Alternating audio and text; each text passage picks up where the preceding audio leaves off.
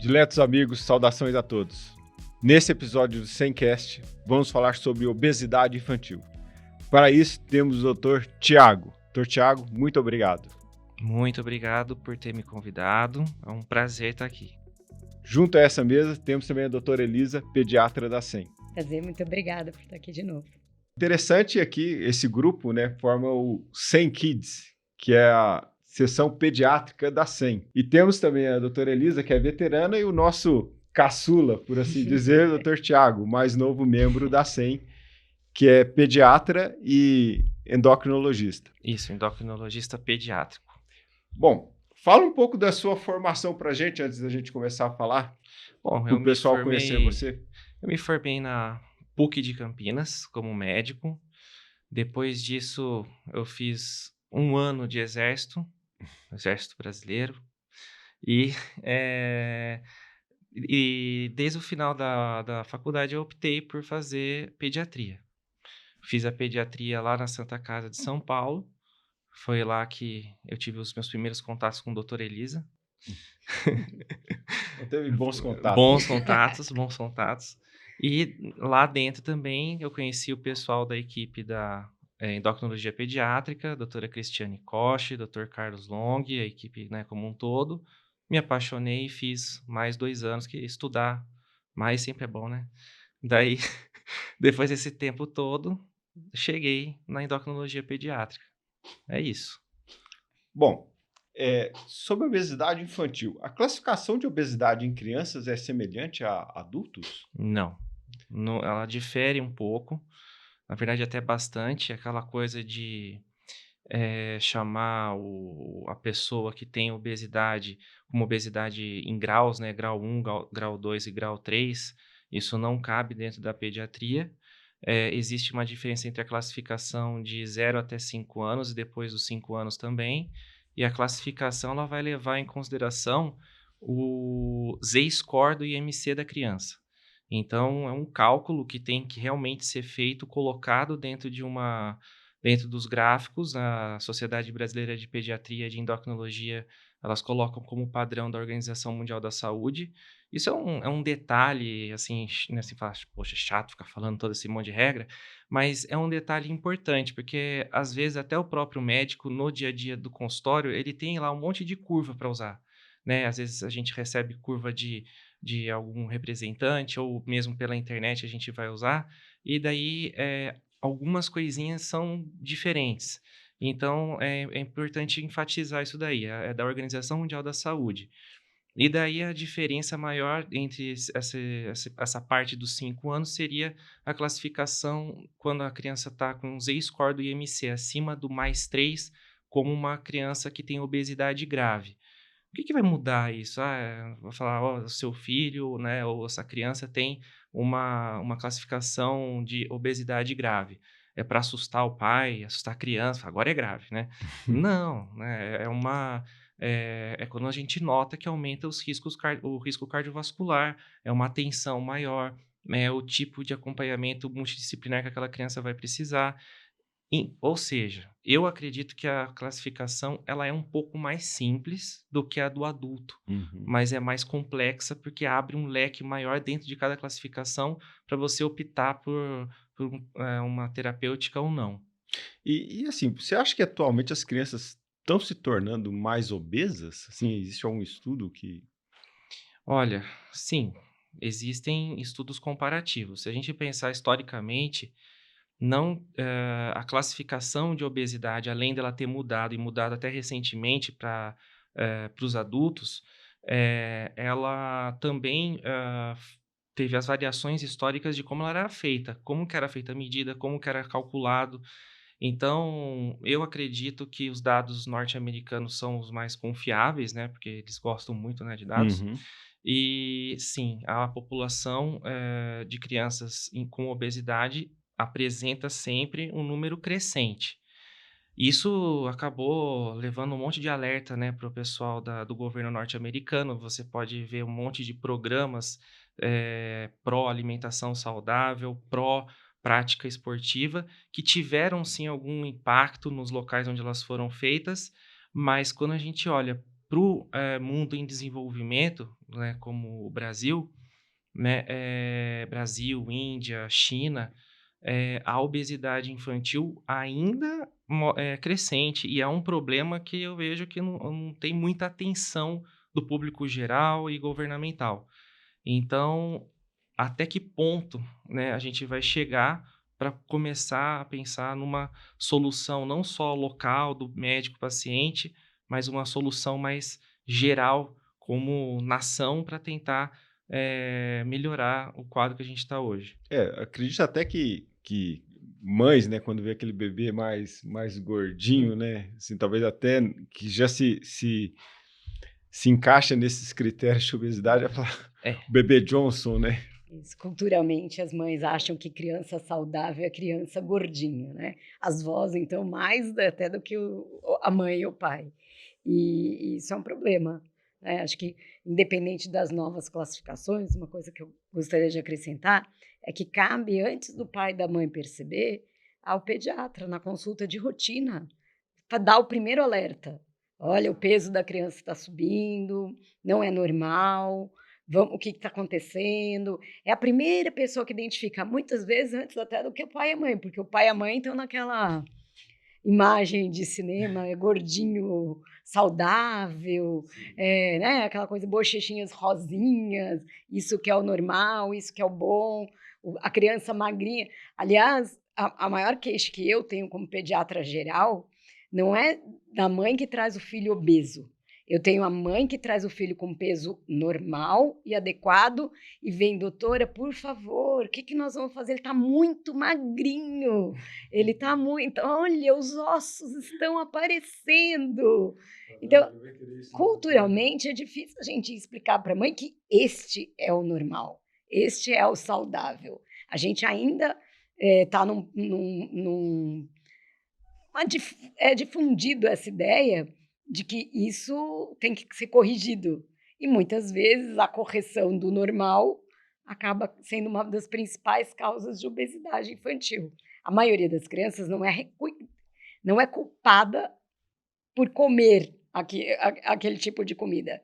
Ela não vai sozinha e cozinha. A comida foi ofertada para ela e ela foi treinada a comer daquele jeito. Mas em termos de causa, né, nós temos, com certeza, várias causas, entre elas o hábito alimentar irregular. sim. E poderia falar para a gente quais as causas mais comuns dessas? Puxando a linha aí que a gente estava falando de bebês fofinhos, que são lindos, né? É esse que quando o paciente chega e fala, a gente não é chato, né? Médico é chato? Bom, médico é chato. Mas assim, eles são lindos e fofinhos, ok. Mas uma criança que está acima do peso, dentro da classificação do IMC, se você não ter atenção, você pode deixar passar diagnósticos que são graves. Então, a gente está falando de causa. Uma coisa que tem que chamar atenção é aquela criança que é obesa e ela tem menos de 5 anos. E ela tem atraso no desenvolvimento, mesmo que leve. Mesmo Atraso que, no desenvolvimento, você diz? por exemplo, ela demora para andar, ela demora para falar, ou tem uma fala que é meio enrolada, não aprende as cores, não aprende número. Então, daí isso às vezes fica passando batido, fala: "Ah, não, é só uma demora, mas ele está comendo tão bem, né, então não deve ser nada". E daí hoje a gente tem, um grupo de crianças que a gente chama de, que seria uma obesidade precoce em português, né, aportuguesando o termo, que seriam aquelas crianças que merecem uma investigação genética, que seriam por quê? A causa monogênica de obesidade infantil.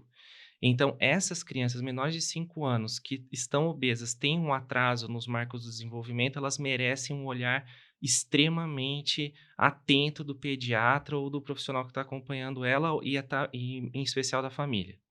Então, essa é uma causa rara, né? Eu vou começar do contrário, do raro para o comum.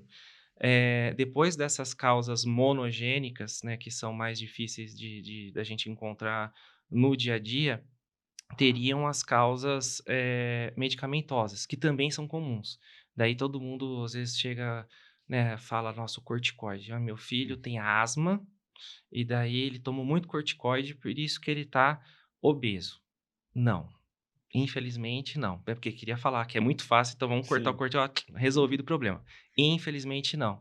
Então, de causa medicamentosa, tem a do corticoide, mas lembrando que o corticoide, para você ficar obeso, você tem que tomar numa quantidade extremamente alta durante um bom tempo, e daí, além disso, você não vai ficar só obeso, né? Ele vai ter outros vários problemas. Então, já tem pesquisa mostrando que mesmo o uso, né, do tratamento de asma, de corticoide, lá, várias vezes no ponto da vida, isso não vai facilitar a obesidade, tá? E o contrário é verdade. A obesidade vai Uhum. causar um problema maior de asma na criança que está sendo cuidada. Depois disso, entram as causas neurológicas, né? Então, por exemplo, alguns tumores podem levar a alterações endocrinológicas que levam à obesidade, ou o tratamento mesmo cirúrgico, né, de tumores cerebrais pode levar à obesidade hipotalâmica. E depois existe a que seria a obesidade multifatorial. E a obesidade multifatorial é essa que a gente fala do dia a dia. Então, o que que é multifatorial? São vários genes, tem a parte comportamental, a parte cultural, a parte social, familiar, que daí o conjunto da obra faz a pessoa, a criança, ganhar peso demais e daí sofrer, talvez, né, as consequências disso na vida adulta. Então, tem causa pra gente. É, assim, acredito que a mais conhecida seja realmente a alteração da dieta, né? Sim. As crianças, assim, imagino que essas causas que são mais raras, você às vezes consegue perceber antes de que você mude a dieta da criança, né? Porque até 6 meses você tem uma dieta exclusiva de leite materno, ou deveria ser assim. Deveria ser assim. Isso. Nas crianças que realmente tomam leite materno exclusivamente até os 6 meses, a gente tem um índice de obesidade muito menor. Muito menor. Não vou dizer que é zero, mas é É, muito menor. o aleitamento materno hoje É é uma das um dos proteções. fatores protetores mais importantes que a gente tem no dia a dia. E isso não é muito falado. Não é muito falado, entre os próprios médicos, não é muito falado entre os pacientes, né. Existe uma falta ainda, a gente vê o paciente, que está fazendo acompanhamento, né, super esforçado, com um bom obstetra, daí você chega na primeira consulta com o bebê e pergunta: alguém falou sobre amamentação para você? "Ah, falou".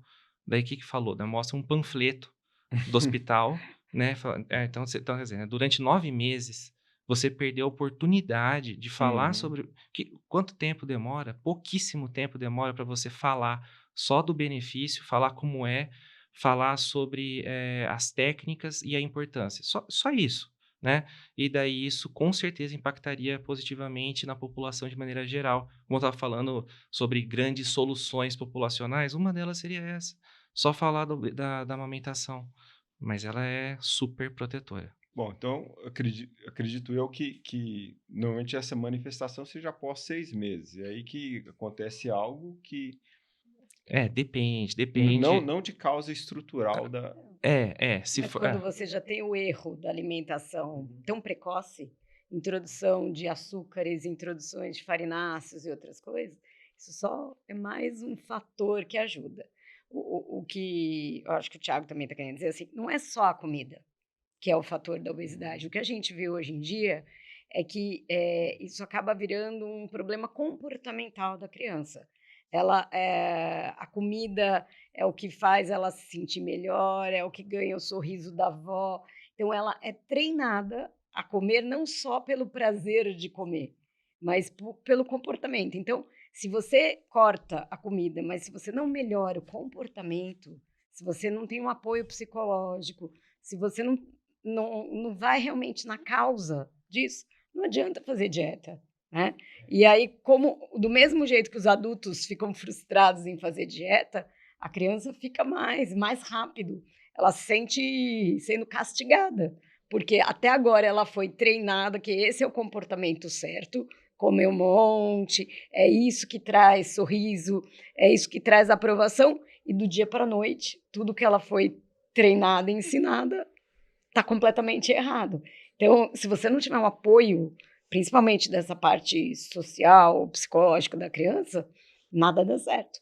Mas a média de pacientes que te procuram com Eles te procuram com queixa de obesidade ou você diagnostica isso, fala com ele, olha, então Eu é acho acima do assim, se peso? fosse, não tem os dados Uhum. compilados, mas compilando a minha memória, seria mais ou menos uns 30% cuja obesidade é feito o diagnóstico na consulta, sem ser a queixa Uhum. principal.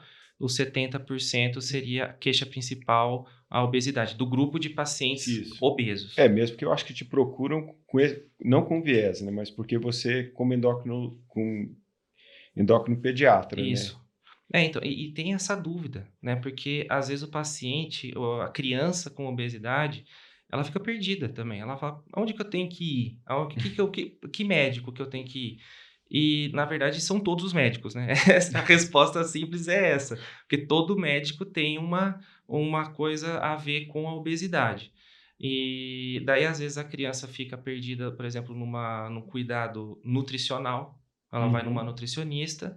Daí nessa falsa crença da dieta, que nem a Elisa tá falando, daí ela fala: "Bom, vou no nutricionista, vou receber lá a receitinha, vai comer 2 colheres de arroz, não sei o quê, vai, né, tirar um pouco do leite". Daí ela se frustra nas primeiras 2 semanas, vê que não dá certo, não vai mais no nutricionista, e daí tem a pior parte, que é uma coisa que eu queria mesmo até aproveitar o espaço para falar, que é o quê? É como os médicos maltratam os obesos, de maneira geral. Uhum. Tanto as crianças quanto os adultos.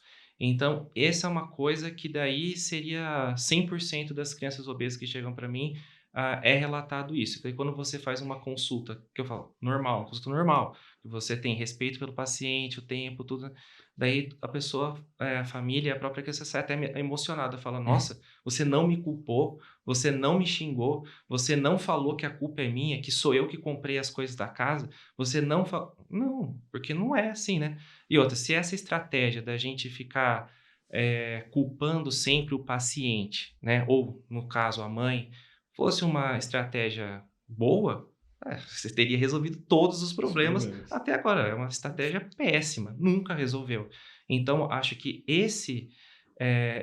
essa cair da ficha que o médico precisa ter para pensar: "Poxa, eu preciso ver as outras coisas, como que se trata de maneira mais moderna, ter o acolhimento". Às vezes o acolhimento já é o tratamento. Às vezes se você faz uma consulta legal, você fala: "Olha, tá aqui, ó, tem um número, IMC, o Z-score é esse, né, é uma criança que tem obesidade. A partir de agora vamos ter um pouco mais de atenção". Não precisa ficar citando, fala: "Tem um pouco mais de atenção". Aos pouquinhos, ao longo das consultas, a criança vai melhorando. A mãe vai percebendo que melhorando a alimentação, tudo isso vai melhorando.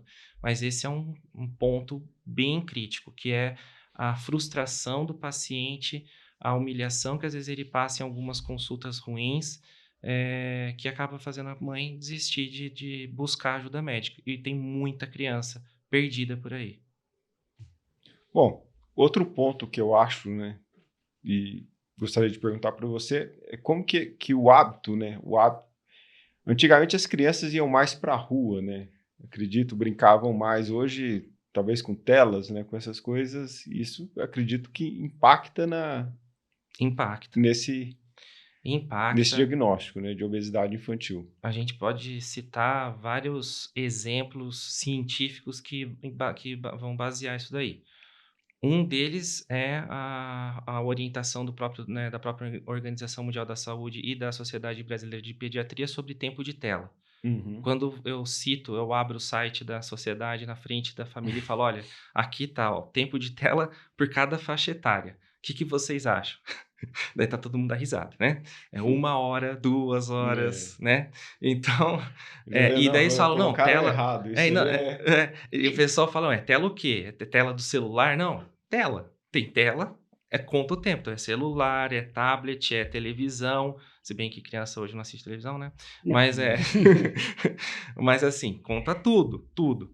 E a outra coisa é o tempo de tela que foi aumentado por causa da pandemia do Covid-19, né. Daí o que foi um contrassenso discutido entre quem, trata, né, ou estuda, né, só a obesidade infantil, no qual você tem lá uma indicação de sociedades, de organizações falando sobre tempo de tela, daí você teve que pegar uma população. a pediátrica, e colocar dentro de casa, que vai ter que ultrapassar esse tempo de tela para fazer Escola. a escola Uhum. né, pelo celular, quando tem celular, pelo tablet ou pelo computador. Isso impactou negativamente? Essa foi uma das perguntas que a equipe da Santa Casa fez, e foi feito um questionário com essas crianças, com pesagem, tudo, para ver se esse impacto foi negativo no ganho de peso ou não. E sim, foi negativo. As crianças, elas ganharam bastante peso. Então, falando sobre o hábito de tela, com certeza isso impacta negativamente.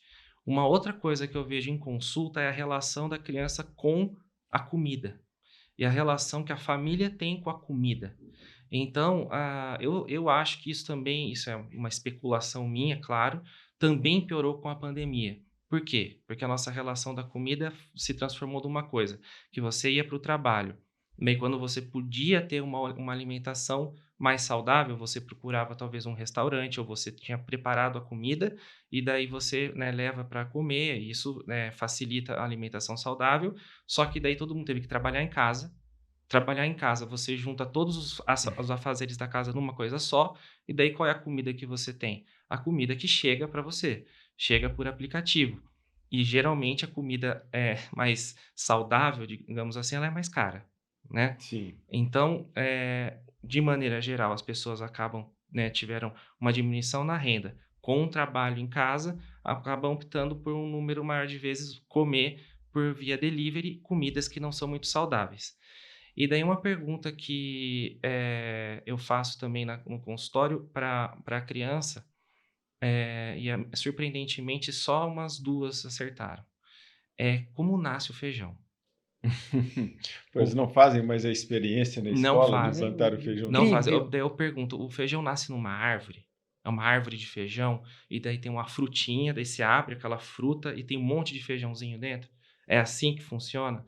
Daí os pais ficam com aquela cara de: "Meu Deus", Os né. pais também não sabem, Não, pelo visto. não, os que sabem falam: "Meu Deus", é tipo, como que uma criança que tá na quarta, quinta série não sabe de onde nasce o feijão?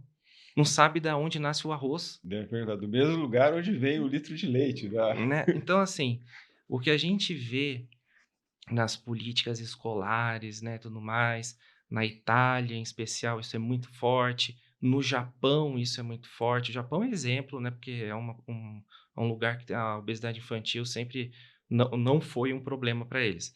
É a relação da criança sobre toda a cadeia de produção da comida. Como que você faz uma comida? Como é que você faz arroz? Como é que faz o feijão? Isso é uma coisa que tinha que ser ensinada para a Uhum. criança. Talvez se não fosse em casa, por N razões sociais e econômicas de algumas famílias, por que a escola não fala?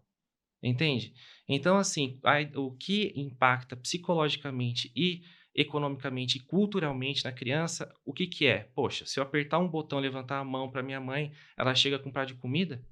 Se ela tem uma ideia de que, poxa, o feijão é difícil de produzir, o feijão tem que plantar, você tem que colher, ele vem numa vagem, tem que abrir a Uhum. vagem.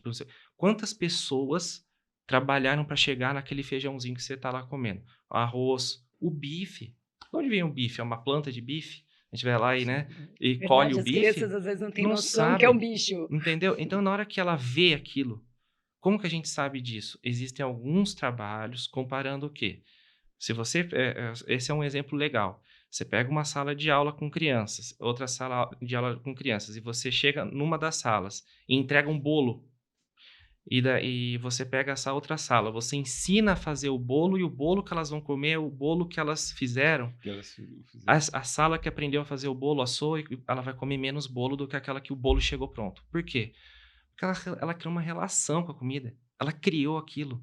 Você não quer que aquilo acabe. Você fala: "Nossa senhora, eu vou ter que quebrar o ovo, pôr farinha, leite, colocar no fo meu Jesus, eu vou até cortar um pouco menor aqui para durar um tanto de tempo. Agora o bolo chegou pronto, daí você já pega aquele Muito fácil, pedação". né? Então, assim, isso parece besteira. Você fala: "Poxa, é só ensinar". Faz a criança participar. Não tô dizendo também que a criança vai lá, daí vai pegar fogo na mão, não é isso, né. Deixa ela ver. O que que custa fazer um sanduichinho? O que que custa ela quebrar um ovo, misturar, ver você cozinhando? Isso não custa nada e impacta sim positivamente no dia a dia da criança. Então, são essas coisinhas assim que a gente vê que culturalmente, tempo de tela, como ela lida com a comida. Daí vem a parte de exercício, né? Daí a gente entra num tópico que tem vários pontos de vista ainda. O que é colocado pela Organização Mundial da Saúde e a SBP? 1 hora de exercício por dia para criança. Exercício de levantar peso, ela vai pegar fazer crossfit de manhã, Não. 4 da manhã ela acorda, sai pro crossfit. Não. Criança brinca. Criança brinca. Então a criança tem que brincar 1 hora. 1 hora sem parar? Não. Ela tem que, nos tempos que ela está brincando de maneira ativa, não brincando de Candy Crush, né? No celular, gastando a energia do Do dedão, Ah, só do... ela precisa estar brincando de correr, de pular. Ai, mas poxa vida, eu tô dentro de casa preso. Pô, tem 300 mil exercícios pra você fazer dentro de casa preso. Bambolê. Bambolê não faz nem barulho pra você brincar dentro do apartamento, que o vizinho não vai reclamar. Se o vizinho reclamar também, ó, tá fazendo exercício, tô cuidando da saúde. Mas, né, pular corda, que é o Isso. outro exercício maravilhoso, Baratérrimo. baratérrimo, que eu sempre falo e funciona. Dançar. Dançar. Tem 300 mil jogos hoje em dia de celular, que o celular não precisa ser bom, não precisa ser o melhor celular do mundo. No computador, dança. Se não tem isso, faça como os antigos, né? Simplesmente dança com a música, né? A música, ela, né, ela só chega no seu ouvido, né? E daí você dança, dança. Se você não quer dançar, teve um paciente que eu falei, ó, se joga no chão e levanta. Se joga no chão e levanta. Isso é um exercício, né, de CrossFit. Se joga no chão e levanta umas 10, 15 vezes por dia, já tá bom. Você não precisa fazer nada. Nada, nada além disso. E daí, as pessoas têm uma... Daí eu vou falar uma coisa um pouco mais diferente, que é o quê? Esse exercício vai emagrecer a criança? Não. Não vai. possivelmente não. Esse que é o mito da coisa, que às vezes chega também, a Elisa pode confirmar, quando eu falo assim, meu filho faz natação, faz futebol, vôlei, tênis, faz beach tênis, faz 350 exercícios, bicicleta, e ele não emagrece. Por quê? Por causa de como o metabolismo da criança funciona diferente. Você vai fazer um exercício, não é com foco em perda de peso, isso não existe em criança. O exercício vai ser feito para manter a saúde da criança, o metabolismo saudável da criança. Vai fazer o exercício, ele é preciso, é 1 hora por dia. Se for aeróbico, melhor ainda para as crianças, né, que têm a classificação de obesidade infantil, mas a parte que vai caminhar para a perda de peso é todo o conjunto da obra. Não adianta entupir a criança de atividade física aeróbica, ela não é uma máquina que só gasta energia, o nosso corpo é muito mais complexo, né, do que isso. Ele tem mecanismos nos quais ele vai fazer com que a criança fique com mais fome, tenha uma predileção para alimentos que sejam ricos em energia, ou seja, os carboidratos, e muitas vezes até algumas crianças que fazem muita atividade física aeróbica, talvez nos primeiros meses até ganhem peso por causa disso. Então, essa é a outra coisa também que eu queria falar assim sobre a parte de exercício, né? Essa coisa de que emagrecer, primeiro, que a criança precisa emagrecer loucamente, que ela precisa fazer 500 mil exercícios para emagrecer, e daí todo mundo esquece do mais importante, a parte cultural, da comida e aprendizado. É isso. A dieta normalmente, assim, a gente vê que é muito rica em carboidrato, né? Mas como convencer, por exemplo, uma criança a comer brócolis, né? Sim. Eu acho que, voltando à parte de você explicar sobre a comida, é assim que eu começo a convencer a criança sobre brócolis. É história. É história. Começo a contar sobre o brócolis, explicar sobre brócolis. Às vezes uma consulta é só uma aulinha sobre brócolis. Uhum. Daí a criança começa a ter interesse. Uma criança menor, uma criança de 5 anos, ou menos de 5 anos, você tem que ir para o mundo lúdico das coisas. Não adianta a gente falar sobre carboidrato para uma criança de 5 anos. Sim. Ela não vai, nem tá nem aí para você, né? É. Então, você tem que contar uma história. Falar sobre como o brócolis é legal. Eu desenho, eu faço personagem de brócolis. Usa o que a criança gosta. Se ela gosta de Paw Patrol, usa o Paw Patrol. Fala, todo mundo ali come brócolis. E a insistência de você estar sempre repetindo. A criança gosta da insistência de repetição. fazer o brinquedinho. Eu falo, a criança que tem dificuldade de ter uma alimentação saudável, compra uva passa, umas coisas assim, que também não é muito caro, né? Então, dá um bife, né, argentino pro brinquedo, mas o negócio é, você vai sentar os brinquedinhos, vai dar comida para os brinquedinhos, até a ficha da criança cair. Fala, poxa, talvez, né, se o meu amigo Bob Esponja, que eu brinco, tá comendo brócolis, talvez esse brócolis seja bom. E dele começa a ter experimentação. Porque também, às vezes, a gente tem uma regra uma orientação pediátrica sobre o número de repetições que você tem que Uhum. dar para a criança. Se você não ofereceu aquele tanto de vezes, daí significa que a criança não recebeu o suficiente, então você tem que continuar insistindo. Mas eu acho que tem tudo isso em volta. Se você brincar, desenhar, insistir. E outra, como que a criança vai comer brócolis se o pai e a mãe não comem? Isso, é isso que eu queria te perguntar. Eu acho que o meu maior problema não é convencer, eu nunca tive problema nenhum para convencer uma criança a comer brócolis, né. Uma das coisas que eu sempre ponho para as crianças é que elas têm que contar o número de cores que tem. Qualquer criança aprende comigo, os pequenos aprendem a contar as cores, o nome das cores pelo prato, inclusive. Mas o nosso maior problema não é a criança, é convencer a mãe que é gostoso comer brócolis, porque se ela não dá o exemplo, e eu já ouvi isso de Ou uma ela não criança de faz 5 também, né? anos, por que eu não posso comer esse chocolate se todo dia o meu pai senta no sofá, come uma barra inteira de chocolate e um refrigerante inteirinho, só ele. E ele ainda fala que aquilo é só para ele, não é para mim. É óbvio que o proibido é mais gostoso. Então, também a gente precisa desmistificar isso na casa, né? Não é a comida da dieta, agora você está de dieta, o seu irmão pode. Isso não pode ter. O nosso objetivo, né, bem diferente de adulto, a gente não quer que em um mês resolva-se o problema da obesidade. A gente quer consertar o que está levando aquilo e às vezes a gente espera 1, 2 anos a resposta do nosso trabalho. E tudo bem, porque a gente ainda tem esse tempo. O problema é o adulto, que já perdeu 20, 30, 40 ou mais anos, e aí tem uma urgência do tratamento, E né. daí Eu isso acho é que uma essa é uma diferença grande essa é da uma criança. outra cultura médica também que a gente tem que, começar a mudar, que é essa história, assim, às vezes o pediatra pensa: "Bom, não consegui, então deixa para o médico do adulto, né, É, daí ele resolve", né. É. ele vai achar alguém que consiga. Chega a criança, né, o adolescente já para um médico de adulto, né, e ele vai falar: "Então deixa para ele", né. Isso não pode acontecer. É. E a nossa relação de pediatra, ela é uma relação que dura, eu acho que deveria durar para sempre, né, mas, Às muitas vezes vezes dura. dura Às para, vezes né, dura. e você às vezes a gente cuida até da família também junto, Sim, tudo, mas é assim que tem que ser. Você tem que envolver, você tem que saber que é a longuíssimo prazo. A criança tem uma habilidade que os adultos não têm, eles crescem. Infelizmente, aquele negócio, né, que vô fala que a gente só cresce para o lado é verdade, né. O adulto só cresce para o lado, mas a criança cresce. Então ela vai crescer se ela mantiver o peso. Ela não precisa emagrecer, ela só precisa isso. manter.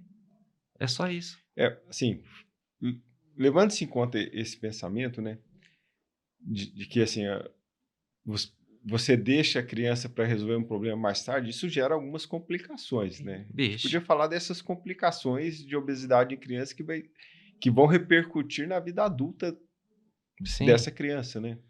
Acho que assim, o primeiro é falar do risco cardiovascular, Uhum. né. A criança obesa, infelizmente, ela tem um risco maior de ser um adulto obeso, e sendo adulto obeso, ele tem um risco cardiovascular maior. O que que é essa palavra risco cardiovascular? Parece uma palavra só, né. Ela é o risco da criança ter um evento, no coração, ou seja, um evento vascular no coração, um infarto, ou um derrame, né, um AVC, ou ela também tem um risco maior de ter diabetes tipo 2. A diabetes tipo 2 leva a outros riscos maiores, lesão na retina, problemas nos No rim. rins, problemas de sensibilidade nas extremidades, em especial nas pernas. Eh, então, além do impacto também, psicológico, Sim. né, a criança ela vai acabar sofrendo bullying, né, ou vai, também não ter grandes, coisas positivas no seu dia a dia, né, como um adulto obeso, E daí tem as coisas mais graves ainda da obesidade do adulto, que daí a gente pode falar, também tem da criança, mas seria a apneia do sono, lesão na cabeça do fêmur, problemas... Exatamente. Então, assim, o adulto obeso que foi uma criança obesa, com certeza é uma pessoa com maior risco para desenvolver qualquer tipo de problema médico. E a gente esqueceu de um, eu esqueci de citar aqui, que acho que é o mais impactante, que é câncer, né? O câncer de mama, ele é extremamente bem relacionado já cientificamente com obesidade na mulher, né? Então, se você tem uma criança, uma menina obesa, com um histórico familiar de câncer de mama, você já tem ali uma ferramenta lógica e científica para ser trabalhada muito valiosa.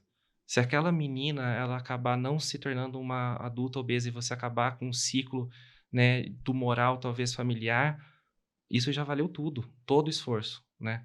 Então, acho que principalmente são esses os problemas do adulto. A obesidade na criança ela deve ser tratada. Tem que ser tratada. Tem que ser tratada, né? Dr. Tiago, doutora Elisa, devido à extensão do assunto, não vamos conseguir concluí-lo em um episódio. Então, voltaremos aqui na próxima semana com o episódio de 100cast sobre obesidade infantil para a conclusão. Muito obrigado e até lá.